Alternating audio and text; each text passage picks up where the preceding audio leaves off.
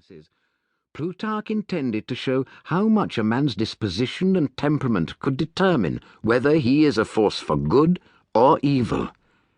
He wanted his lives to be an example by which contemporary Greeks and Romans could live out their lives.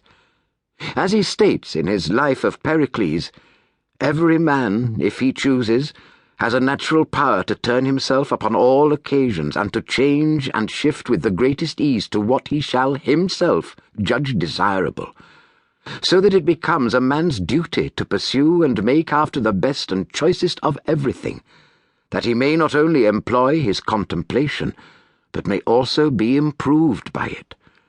Virtue, by the bare statement of its actions, can so affect men's minds as to create at once both admiration of the things done and desire to imitate the doers of them. Moral good is a practical stimulus. It is no sooner seen than it inspires an impulse to practice. And so we have thought fit to spend our time and pains in the writing of the lives of famous persons. It is uncertain how Plutarch originally arranged his lives, whether chronologically or in categories such as military leaders and political orators. The order as presented to us since they were first published in the Renaissance in 1517 seems arbitrary, as Plutarch himself in the course of his writing refers to other lives which no longer exist, or maybe were never completed. With this uncertainty in mind, it seemed logical to present the 8 Greek lives that were among the most significant in the development of the culture and history of classical Greece. Each is a major stepping stone in that development.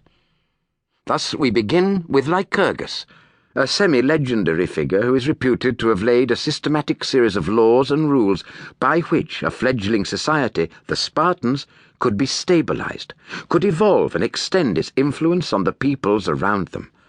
Next comes Themistocles, a great naval commander who increased the power of Athens by sea, and thus ensured her greater strength and independence.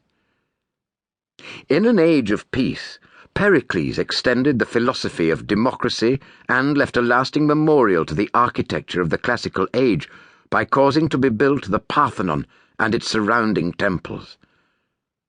Alcibiades was a complex politician and commander who won famous victories for Athens in the Peloponnesian Wars, and was the warrior of the empire. Yet it was Lysander, the Spartan admiral, who ultimately subdued Athenian democracy and reigned as a tyrant over them. With the echo of the Athenian-Spartan conflict still audible, a new world figure emerged, the Macedonian Alexander the Great, who subdued Persia and parts of India, spreading Greek culture over vast tracts in the process. A different figure in Greek society, the political orator, is represented by Demosthenes. And finally, there is Pyrrhus, the professional soldier who takes on the emerging Roman state and is surprised to discover that the Romans are not barbarians, but fight in an ordered and impressive way. Here are the first signals of the eventual military success of the Roman Empire that would soon absorb and appropriate the glories of classical Greece.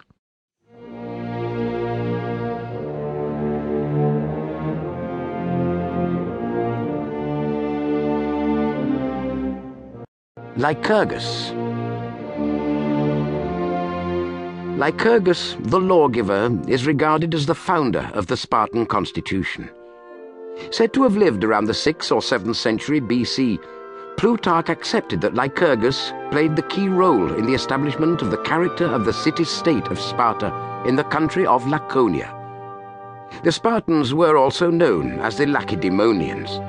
Lycurgus, as presented here, is a real individual, an historical figure of singular vision and integrity, whose laws were upheld by Sparta for centuries after, and led to its position as one of the leading city-states of ancient Greece.